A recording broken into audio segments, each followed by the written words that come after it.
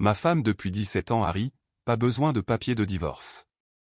Pas, c'est tout, en faisant emménager son nouveau petit ami dans notre maison. J'ai calmement fait mes valises et je suis parti. Quand le FBI l'a appelé le lendemain matin, elle a réalisé trop tard qui j'étais vraiment.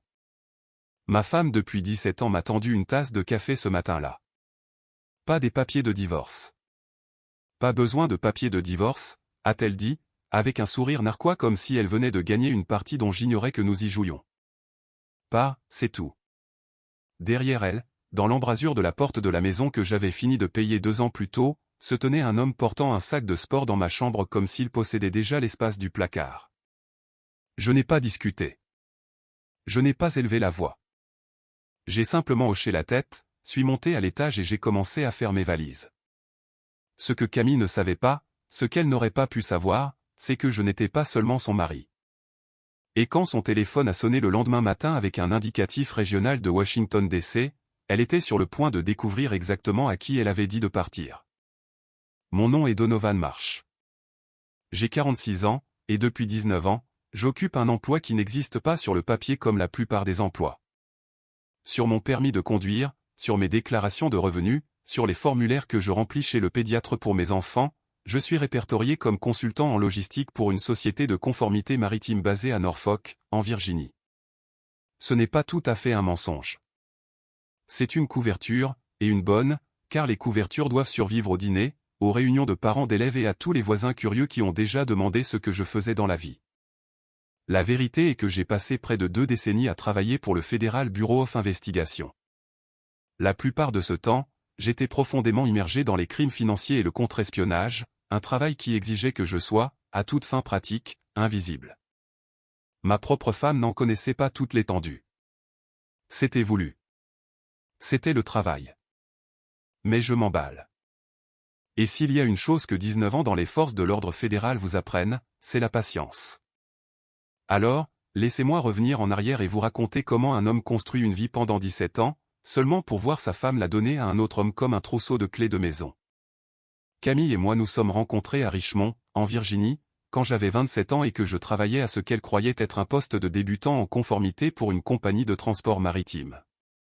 Elle avait 25 ans, terminait son diplôme en design d'intérieur à VCU, et travaillait à temps partiel dans un magasin de meubles de luxe sur West Broad Street. Elle avait ce rire qui traversait une pièce. Le genre de rire qui faisait que les étrangers se retournaient et souriaient sans savoir pourquoi. Je suis entré dans ce magasin de meubles à la recherche d'une étagère et j'en suis sorti 3 semaines plus tard en l'invitant à dîner.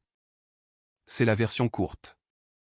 La version longue implique que j'ai menti sur ma fonction réelle pendant les 6 premiers mois de notre relation, ce qui semble grave jusqu'à ce que vous compreniez que les agents fédéraux effectuant un travail adjacent à l'infiltration sont tenus de maintenir leur couverture même dans leur vie personnelle, surtout dans les premières années où une relation pourrait compromettre une affaire en cours. Au moment où je lui ai dit la vérité, 3 mois avant de la demander en mariage, elle était déjà tombée amoureuse de la version de moi correspondant à ma couverture. Quand je l'ai finalement assise dans mon appartement sur Hull Street et que je lui ai dit ce que je faisais réellement, elle a pleuré. Pas de peur, m'a-t-elle dit plus tard, mais de soulagement, car elle a dit qu'elle avait toujours senti qu'il y avait quelque chose que je cachais et elle pensait que cela signifiait que je ne lui faisais pas confiance. Je lui ai dit la vérité ce soir-là parce que je voulais l'épouser et on ne se marie pas avec quelqu'un en mentant sur l'architecture fondamentale de sa vie. Elle a gardé le secret. Elle le devait. Les conjoints d'agents occupant des postes sensibles signent des accords de non-divulgation tout comme nous. Et Camille a signé le sien sans hésitation, assise en face de ma supérieure de l'époque, une femme sévère mais juste nommée Deborah Castellano, qui lui a expliqué exactement ce que le silence lui coûterait si jamais elle le rompait. Nous nous sommes mariés un samedi d'octobre, il y a 17 ans, dans un petit vignoble près de Charlottesville.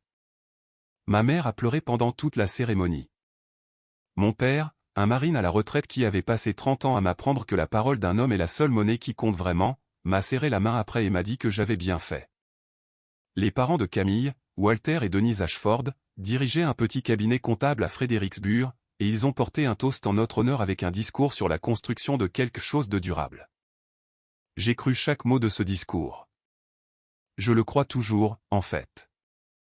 Je ne savais tout simplement pas que Camille ne serait pas celle qui le construirait avec moi jusqu'au bout. Pendant les 10 premières années, tout était exactement ce qu'il paraissait de l'extérieur. Nous avons acheté une maison de style colonial dans un lotissement calme près de Frederiksburg, assez proche de ses parents pour que Denise puisse passer à l'improviste, ce qu'elle faisait plus souvent que Camille ou moi ne l'aurions souhaité. Nous avons eu 2 enfants. Notre fille Harper a 15 ans maintenant, vive comme l'éclair, joue dans l'équipe de volley-ball de l'école et n'a jamais soupçonné que le véritable travail de son père implique des choses qui effraieraient la plupart des adultes. Notre fils, Beckett, à 12 ans, est obsédé par la construction d'ordinateurs à partir de pièces qu'il trouve sur eBay, un enfant qui pose plus de questions en une seule conversation au dîner que la plupart des interrogateurs fédéraux en une semaine. J'ai entraîné l'équipe de Ligue mineure de Beckett pendant 4 saisons. J'ai conduit Harper à des tournois de volley-ball à 3 états de distance. J'étais, à tous égards visibles, un père de banlieue ordinaire qui voyageait pour le travail plus que la plupart. Ce voyage, bien sûr, c'était le travail. Des semaines à Miami à traquer des réseaux financiers liés à des cercles de fraude organisés. Des mois à Charlotte à travailler aux côtés d'une force opérationnelle conjointe enquêtant sur des sociétés écrans, blanchissant de l'argent par le biais de l'immobilier. Une période de 6 mois il y a 2 ans qui m'a conduit dans 3 villes différentes que je ne peux toujours pas nommer en détail, travaillant sur une affaire qui a finalement abouti à 14 inculpations fédérales. Camille connaissait la forme de ce que je faisais sans jamais en connaître les détails. Et pendant plus d'une décennie, cet arrangement a fonctionné. Elle comprenait que certains soirs, je ne pouvais pas répondre au téléphone. Elle comprenait que certains voyages, je ne pouvais pas en discuter. Elle comprenait, ou du moins je le pensais, que les silences dans notre mariage n'étaient pas du vide. Ils étaient la forme de la confiance. En y repensant maintenant, je peux voir la saison exacte où les choses ont commencé à changer. Bien qu'à l'époque, j'étais trop enfoui dans une affaire à Baltimore pour remarquer les fissures qui se formaient sous mon propre toit. C'était il y a environ 2 ans, à peu près au moment où Camille a commencé son nouveau travail en tant que directrice régionale des ventes pour une entreprise de homestaging et de design appelée Bellwether Interior. Le travail l'a amené dans les maisons d'autres personnes, dans la vie d'autres personnes, et finalement, bien que je ne le sache pas encore, dans l'orbite d'un homme nommé Tran Kowalski. Tran avait 34 ans, dirigeait sa propre société d'investissement immobilier depuis un bureau dans le comté de Stafford, et avait le genre de confiance facile et bronzée qui vient d'un homme qui n'a jamais eu à expliquer une absence à qui que ce soit. Il conduisait un Ford F-150 noir surélevé avec des plaques de concessionnaire qui ne semblaient jamais expirer pour une immatriculation permanente, le genre de véhicule qui dit « Je gagne bien ma vie et je veux que vous le remarquiez ». Camille l'a rencontré lors d'un travail de mise en scène sur une propriété qu'il rénovait dans le comté de Spotsylvania. Je le sais parce que finalement, une fois que les choses avaient déjà mal tourné, j'ai reconstitué la chronologie de la même manière que je reconstitue chaque chronologie, lentement, méthodiquement, avec des sources. Les signes, quand j'y repense, étaient les mêmes signes éculés dont tout homme dans ma position a entendu parler 1000 fois, mais qu'il ne s'attend jamais à vivre réellement. Camille a commencé à fréquenter une nouvelle salle de sport, un studio de spinning de luxe à 25 minutes de notre maison alors qu'il y avait une salle de sport parfaitement correcte à 8 minutes. Elle a commencé à s'habiller différemment pour ses journées portes ouvertes. Rien de dramatique, juste assez pour que Denise, sa propre mère, le commente lors d'un dîner de famille. Elle a commencé à garder son téléphone face contre la table sur le comptoir de la cuisine. Une femme qui, pendant 15 ans, avait laissé son téléphone traîner, déverrouillé, sans y penser une seconde. Je l'ai remarqué. Bien sûr que je l'ai remarqué. 20 ans de travail d'enquête fédérale ne s'arrêtent pas quand vous franchissez le seuil de votre propre porte. Mais voici la partie qui, je pense, surprend les gens quand je l'explique. Je ne l'ai pas confronté tout de suite.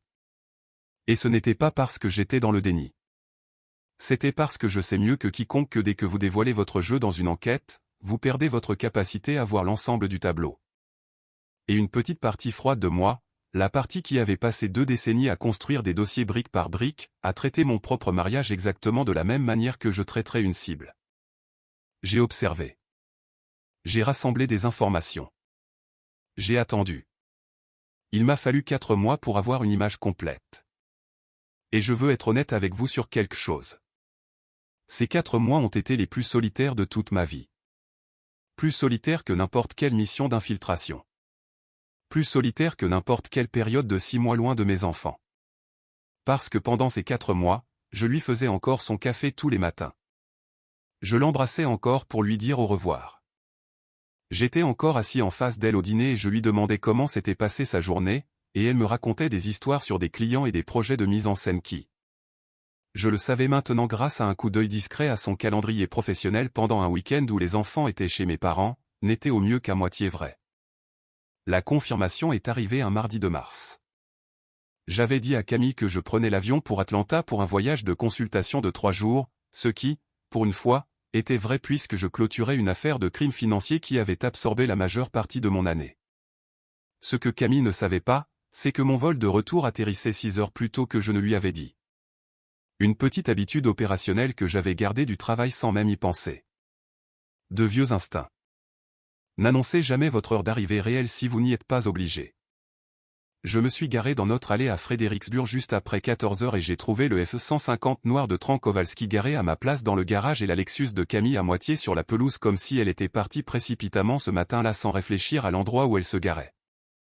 Je suis resté assis dans ma voiture un long moment, de la même manière que j'étais resté assis devant une centaine de cibles de surveillance au fil des ans, et j'ai ressenti quelque chose que je ne peux décrire que comme un étrange calme clinique s'installer en moi. Pas de rage, pas encore. Juste la même concentration constante que j'apporte à toute menace confirmée. Je ne suis pas entré ce jour-là. Je veux être clair à ce sujet, car je sais que certaines personnes qui écoutent cela se demanderont pourquoi un homme ne ferait pas irruption par sa propre porte d'entrée à ce moment-là. Mais j'ai passé ma carrière à apprendre que la pire chose que vous puissiez faire lorsque vous avez enfin la confirmation est d'agir sous le coup de l'émotion avant de comprendre toute la portée de ce à quoi vous êtes confronté. Alors, j'ai reculé hors de l'allée, je me suis rendu dans un café sur Caroline Street, et je suis resté assis là pendant 2 heures à faire quelque chose dont je ne suis pas fier, mais que je ne regrette pas. J'ai commencé à constituer un dossier sur ma propre femme. Au cours des 6 semaines suivantes, j'ai fait ce que je fais pour vivre. J'ai rassemblé les dossiers financiers, ce à quoi, en tant que son mari, j'avais tout à fait le droit légal d'accéder. J'ai trouvé des factures d'un hôtel de luxe à Stafford, 4 week-ends distincts sur 5 mois, toujours réservés au nom de Camille. Toujours payé avec une carte de crédit qu'elle pensait que je ne connaissais pas parce qu'elle l'avait ouverte 8 mois plus tôt et faisait envoyer le relevé à une boîte postale enregistrée à l'adresse de Bellwether Interior, pensant que c'était malin. Ça ne l'était pas. J'ai trouvé l'historique financier et commercial complet de Tran Kowalski, qui, et c'est la partie qui aurait une importance énorme plus tard, a révélé quelque chose dont Camille n'avait manifestement aucune idée. La société d'investissement immobilier de Tran, celle qui finançait le camion, les chemises sur mesure et la confiance, faisait l'objet d'une enquête active de la Virginia State Corporation Commission pour ce qui ressemblait à un montage classique de fraude immobilière, rénover des propriétés en utilisant des expertises frauduleuses et des prête-noms pour gonfler la valeur des prêts, puis faire défaut et partir avec la différence. C'était de la petite envergure par rapport aux affaires sur lesquelles j'avais travaillé, mais c'était réel et c'était suffisamment proche du fédéral pour que je le signale à un collègue du bureau de Richmond, presque par courtoisie professionnelle. Sans mentionner pourquoi il se trouvait que je connaissais le nom de Tran Kowalski. Je n'ai pas confronté Camille. J'ai continué à entraîner les matchs de baseball de Beckett. J'ai continué à conduire Harper au tournoi. J'ai continué à dormir dans le même lit qu'une femme qui, certains soirs, envoyait des textos à un autre homme à 1 mètre de moi pendant que je faisais semblant de lire des dossiers sur mon ordinateur portable. Les gens me demandent maintenant comment j'ai réussi cela, comment un homme garde son sang-froid alors que son mariage se désintègre silencieusement autour de lui. Et la réponse honnête est que le sang-froid est la seule compétence que j'ai passé 2 décennies à perfectionner. Ce n'est pas que je ne le ressentais pas. Je ressentais tout cela. Je ne l'ai tout simplement pas laissé contrôler ce que je faisais ensuite. Le matin où tout a finalement éclaté n'était pas un matin que j'ai choisi. C'était un matin que Camille a choisi. Et je pense que ce détail est important car il vous dit quelque chose sur ce qu'elle était devenue au fil de ces mois. C'était un jeudi. J'étais dans la cuisine en train de faire du café, la même routine que j'avais suivie pendant 17 ans, quand Camille est descendue, déjà habillée, coiffée, maquillée à 7 heures du matin un jour où elle n'avait aucune journée portes ouvertes de prévu. Derrière elle est venue Tran Kowalski, portant un sac de sport, traversant mon entrée comme il l'avait fait 100 fois auparavant, ce que j'apprendrai plus tard qu'il avait fait. Donovan, a dit Camille, et il n'y avait aucun tremblement dans sa voix. Aucune de la nervosité que j'aurais pu attendre d'une femme sur le point de faire exploser sa propre famille. Je pense qu'il est temps que nous soyons honnêtes l'un avec l'autre. J'ai posé ma tasse de café et j'ai attendu, parce que c'est ce que vous faites. Vous laissez l'autre partie parler en premier. Vous la laissez vous dire ce qu'elle pense savoir. Je vois Tran depuis un certain temps maintenant, a-t-elle dit, en faisant un léger geste vers lui, comme si elle présentait un collègue lors d'un événement professionnel, et je veux le divorce. Je veux vous dire que j'ai senti ma poitrine s'effondrer, et d'une certaine manière, c'est ce qui s'est passé. Mais ce que j'ai dit à voix haute était simplement « d'accord ». Ce seul mot a semblé la décontenancer plus que je ne l'avais prévu. Elle avait clairement répété pour des larmes, pour de la colère, pour une version de moi s'effondrant devant elle et son nouveau petit ami. Et au lieu de cela, elle a eu un homme qui avait déjà passé 4 mois à faire le deuil d'un mariage qu'elle pensait ne mettre fin que maintenant. Pas besoin de papier de divorce, a-t-elle dit alors. Et c'est la phrase qui m'est restée en tête chaque jour depuis. La phrase dont je me souviendrai jusqu'à ma mort à cause de la façon dont elle a souri en la disant. Pas un sourire nerveux, un sourire satisfait. Pas, c'est tout, Donovan. C'est ma maison maintenant. J'ai regardé Tran, debout dans mon couloir, tenant son sac de sport comme s'il emménageait dans une chambre d'étudiant. Et j'ai regardé Camille, debout dans la cuisine que nous avions rénovée ensemble 5 ans plus tôt, la cuisine où j'avais appris à Beckett à faire des crêpes, la cuisine où Harper avait fait ses devoirs tous les soirs depuis la maternelle. Et j'ai dit, très bien. Puis je suis monté à l'étage, j'ai fait 2 valises avec la même efficacité méthodique que j'apporte à une mission sur le terrain, et je suis parti.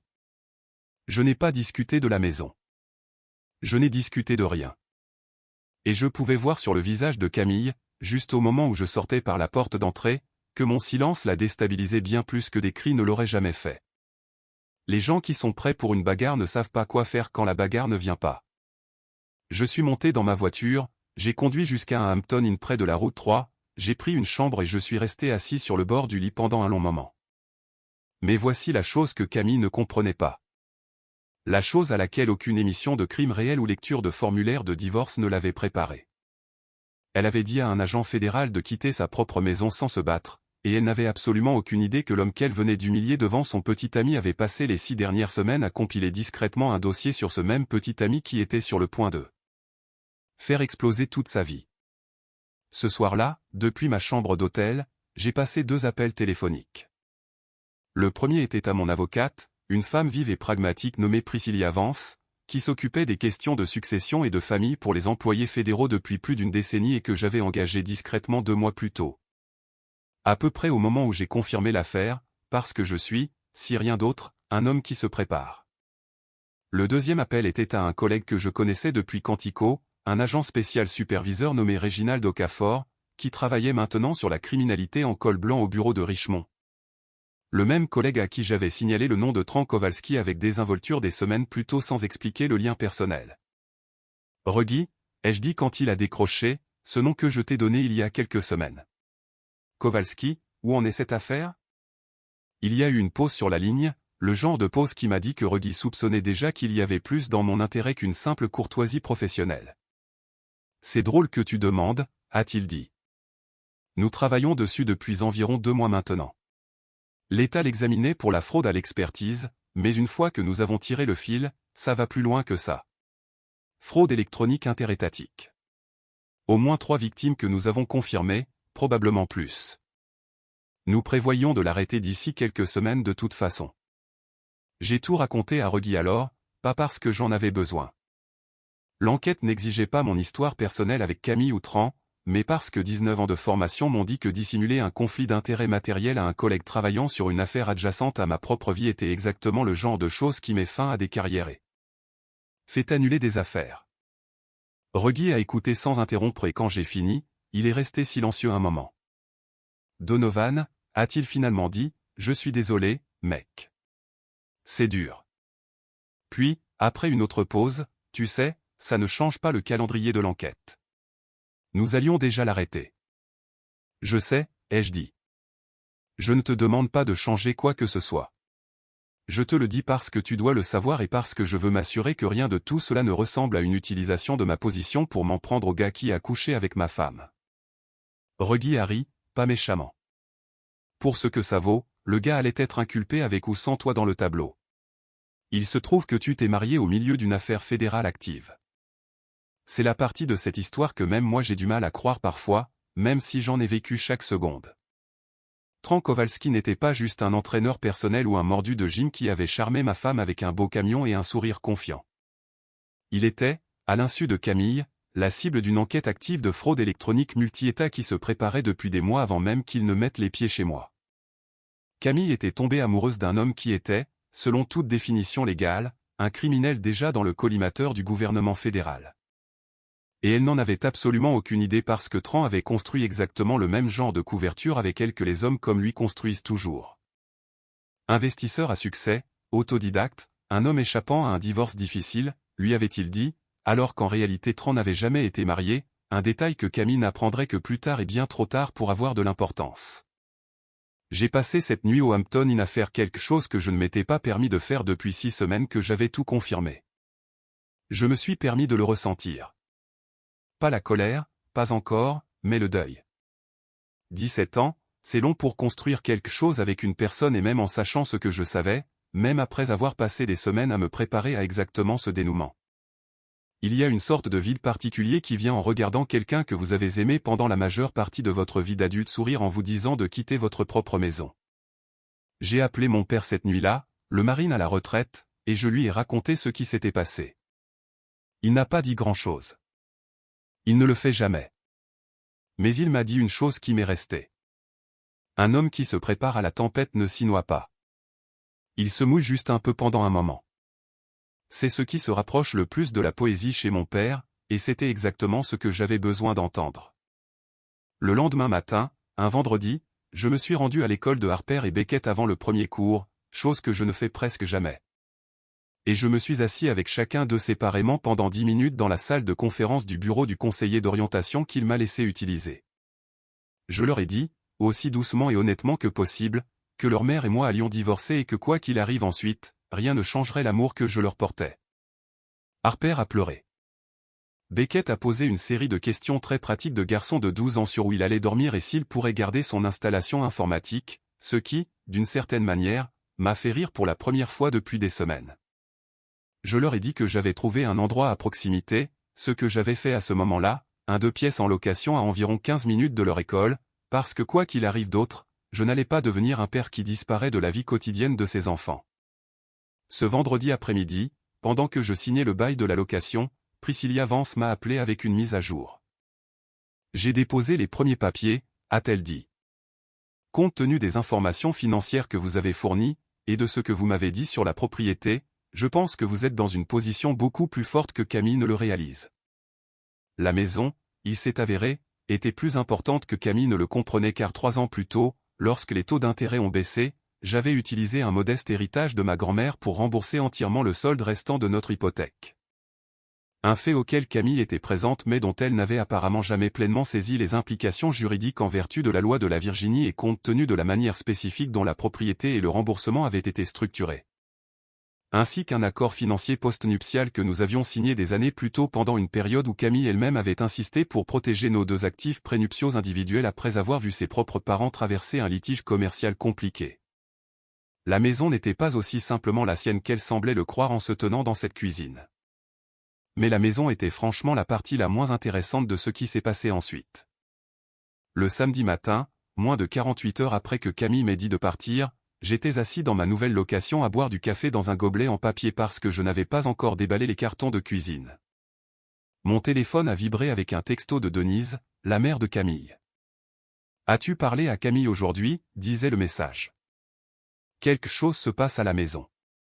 Elle n'est pas cohérente. Je n'avais pas parlé à Camille, et je ne comptais pas le faire, pas directement, pas encore. Tout à partir de ce moment-là devait passer par Priscilla. Mais la curiosité, ou peut-être quelque chose de plus proche de l'inévitabilité, m'a fait appeler Reggie à la place. Nous avons exécuté le mandat ce matin, m'a dit Reggie, et je pouvais entendre le faible bourdonnement d'activité derrière lui, des communications radio, des portes, le chaos particulier et contrôlé d'une action fédérale coordonnée. Le bureau de Kowalski à Stafford, sa résidence, et une autre adresse qui est apparue pendant la surveillance. Il y a eu une brève pause. Ton ancienne adresse, Donovan. Apparemment, il y gardait certains de ses dossiers professionnels et un ordinateur portable. Je suis resté assis là, dans ma location à peine déballée, tenant un gobelet de café en papier qui avait refroidi, et j'ai laissé cela s'imprégner. Camille avait laissé Tran emménager son sac de sport chez moi le jeudi matin, souriant en me disant de partir. et le samedi matin, moins de 48 heures plus tard, cette même maison avait des agents fédéraux à l'intérieur, exécutant un mandat de perquisition lié à une enquête de fraude électronique multi-État parce que Tran Kowalski, l'homme qu'elle avait choisi au détriment de 17 ans de mariage, avait apparemment décidé que mon ancienne maison était un endroit pratique pour cacher des preuves qu'il ne voulait pas qu'on trouve dans son propre bureau. Reggie m'a rappelé ce soir-là, après que tout se soit calmé, et m'a donné une image plus complète, les parties qui n'étaient pas classifiées, les parties que j'avais le droit de connaître à la fois en tant que collègue. Et franchement en tant qu'homme dont la vie avait été entraînée au milieu de tout ça. La société d'investissement de Tran Kowalski avait escroqué au moins 6 victimes en Virginie, au Maryland et en Caroline du Nord, en utilisant des expertises immobilières falsifiées pour obtenir des prêts bien plus importants que la valeur réelle des propriétés. Puis en faisant défaut et en empochant la différence grâce à un réseau de sociétés écrans. Les pertes totales étaient estimées à un peu moins de 2,3 millions de dollars. Il faisait face à des accusations qui pourraient le mettre en prison pour une décennie ou plus. Et Camille, debout dans la cuisine d'une maison que des agents fédéraux passaient maintenant au peigne fin avec des mandats et des sacs de preuves, était pour la première fois depuis qu'elle l'avait rencontré sur cette propriété à rénover dans le comté de Spotsylvania. Forcée de faire face au fait que l'homme confiant, bronzé et conduisant un F-150 pour qui elle avait fait voler son mariage en éclats n'était en fait pas l'investisseur à succès qu'il s'était présenté. Il était, selon le rapport d'arrestation que j'ai lu 3 jours plus tard, un homme qui menait la même arnaque de base depuis près de 4 ans, passant d'une relation à l'autre. Trouvant toujours une femme avec un foyer stable et une nature confiante pour lui servir de point de chute entre ses combines. Camille m'a appelé dimanche soir. J'ai failli ne pas répondre, mes 17 ans de mariage ne disparaissent pas complètement au moment où quelqu'un vous dit de partir, et un vieil instinct m'a fait décrocher. Elle pleurait, pour de vrai, pas pour la forme. Et elle m'a demandé si j'avais su. Je lui ai dit la vérité, à savoir que j'avais signalé son nom aux enquêteurs fédéraux des semaines plus tôt parce que son historique financier avait croisé mon bureau lors d'un examen professionnel entièrement distinct. Et que je n'avais aucune idée et aucune raison de croire qu'elle était impliquée avec lui à ce moment précis, puisque je n'ai confirmé l'affaire elle-même que bien après que son nom ait déjà été sur le radar des enquêteurs. C'était et cela reste entièrement vrai. Je n'ai jamais utilisé ma position pour cibler Tran Kowalski parce qu'il couchait avec ma femme.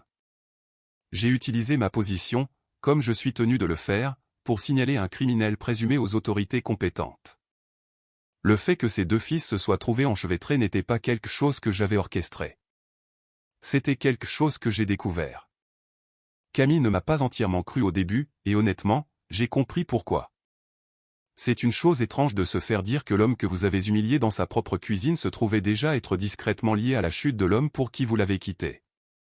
Mais au cours des semaines suivantes, alors que l'affaire contre Tran se développait, et que Camille était forcée de subir son propre interrogatoire avec les enquêteurs fédéraux, non pas en tant que suspecte, elle n'avait aucune connaissance ni implication dans sa fraude.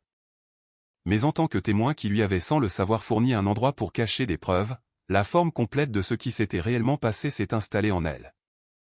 La situation de la maison s'est résolue d'une manière qui a surpris même Priscilla, qui m'a dit qu'elle avait rarement vu un règlement de divorce avancer aussi rapidement une fois que les réalités financières et juridiques sont devenues claires. Camille, face à la possibilité très réelle d'être entraînée plus profondément dans une enquête fédérale simplement par association, et face au fait que l'accord postnuptial protégeait la valeur que j'avais accumulée dans la propriété, a accepté un règlement qui me donnait la maison purement et simplement, ainsi que la garde physique principale de Harper et Beckett, tandis qu'elle conservait ses comptes de retraite et une division équitable des actifs matrimoniaux restants. Ce n'était pas vindicatif. Je m'en suis assuré. J'ai passé ma carrière à croire en la proportionnalité, à m'assurer que les conséquences correspondent aux actions plutôt qu'aux émotions. Et je n'étais pas intéressé à détruire Camille financièrement par dépit. J'étais intéressé à m'assurer que mes enfants avaient de la stabilité et que la maison dans laquelle ils avaient grandi restait la leur. 6 mois se sont écoulés depuis ce jeudi matin dans la cuisine. Tran Kowalski a plaidé coupable à des accusations fédérales réduites en échange de sa coopération contre 2 associés qui l'avaient aidé à falsifier les expertises. Et il purge actuellement une peine de 4 ans dans un établissement fédéral en Caroline du Nord. Camille a emménagé dans une maison de ville à environ 20 minutes de l'école de Harper et Beckett. Assez proche pour que les échanges de garde soient faciles, assez loin pour que nous ne nous croisions pas constamment à l'épicerie. Nous sommes civilisés maintenant. Plus civilisés que je ne m'attendais à en être capable, honnêtement. Elle suit une thérapie, ce dont elle m'a parlé elle-même sans que je le demande lors d'un échange de garde il y a quelques mois. Et je crois qu'elle est sincère quand elle dit qu'elle essaie de comprendre pourquoi elle a fait les choix qu'elle a faits. Je suis retourné vivre dans la maison que Camille m'avait dit de quitter. La même cuisine, le même couloir que Tran a traversé avec son sac de sport comme si c'était chez lui. Harper est de retour dans son ancienne chambre. Beckett a reconstruit son installation informatique sur le même bureau. Certains soirs, je me tiens encore dans cette cuisine en train de faire du café et je pense au moment exact où Camille a souri et m'a dit que les papiers de divorce n'étaient pas nécessaires. Et je pense à quel point elle a failli avoir raison. Non pas parce qu'elle s'en serait tirée, mais parce que pendant environ 48 heures, elle a vraiment cru qu'elle avait gagné. Les gens me demandent parfois, des collègues surtout, si je regrette de ne pas l'avoir confrontée au moment où je l'ai découvert. Si j'aurais aimé crier ou jeter quelque chose ou faire l'une des choses que les gens attendent d'un mari trahi. Non, je ne regrette pas. 19 ans de travail fédéral m'ont appris que les gens qui perdent à la fin sont presque toujours ceux qui ont agi en premier et compris en second. Camille a agi en premier. Elle a souri dans cette cuisine parce qu'elle pensait comprendre l'ensemble du tableau, et ce n'était pas le cas. Elle pensait qu'elle mettait fin à un mariage avec un consultant en logistique de niveau intermédiaire qui se laisserait faire tranquillement. Ce qu'elle a réellement fait, c'est dire à un agent fédéral de quitter sa propre maison 2 jours avant que les collègues de cet agent ne franchissent la porte d'entrée de son nouveau petit ami avec un mandat. Je pense parfois au mot de Reggie, que Tran allait être inculpé indépendamment de moi. C'est vrai. Et je m'accroche à cette vérité parce que je n'ai jamais voulu être le genre d'homme qui utilise son badge comme une arme dans son propre mariage. Je n'en ai pas eu besoin. La vérité a fait le travail toute seule. C'est toujours le cas, à la fin, si vous êtes assez patient pour la laisser faire. Harper m'a demandé il y a quelques semaines, lors d'un de nos trajets vers un tournoi de volley-ball, si j'étais heureux. C'est le genre de question que les jeunes de 15 ans posent quand ils essaient de comprendre si les adultes autour d'eux vont vraiment bien ou s'ils font juste semblant d'aller bien pour le bien des enfants. Je lui ai dit la vérité de la même manière que j'ai essayé de lui dire la vérité sur la plupart des choses depuis ce jeudi matin. Je lui ai dit que le bonheur n'était pas vraiment le mot pour l'instant, que j'étais encore en train de comprendre ce que signifiait reconstruire une vie à 46 ans après 17 ans, mais que j'étais stable. J'étais solide. Et la stabilité, lui ai-je dit, est généralement la chose sur laquelle le bonheur se construit si vous lui donnez assez de temps. Camille n'a jamais envoyé ses papiers de divorce. Finalement, elle n'en a pas eu besoin. Je les ai déposés moi-même 3 jours après ce jeudi matin, par l'intermédiaire de Priscilla Vance, discrètement et efficacement, de la même manière que j'ai géré chaque chose difficile dans ma vie professionnelle. Pas besoin de papier, m'avait-elle dit, debout dans ma cuisine avec un sourire aux lèvres. Elle avait presque raison. Elle n'avait simplement jamais imaginé à quelle vitesse le sol se déroberait sous ses pieds ou le peu de contrôle qu'elle avait réellement sur une fin qu'elle pensait avoir déjà écrite. Vous savez, je reviens sans cesse à cette idée chaque fois que j'écris ces histoires. La personne la plus calme dans la pièce est généralement celle qui a déjà 3 coups d'avance. Donovan n'a pas gagné parce qu'il a crié plus fort ou s'est battu plus durement. Il a gagné parce qu'il a attendu, il a observé, et il a laissé la vérité faire le travail pour lui. Et honnêtement, je pense que beaucoup d'entre nous pourraient utiliser ce rappel. Vous n'avez pas toujours à réagir sur le moment. Parfois, la chose la plus forte que vous puissiez faire est simplement de rester silencieux et de laisser les choses se dérouler. Quoi qu'il en soit, ce sont mes dessous. Dites-moi ce que vous en pensez dans les commentaires. Auriez-vous géré la situation de la même manière que Donovan ?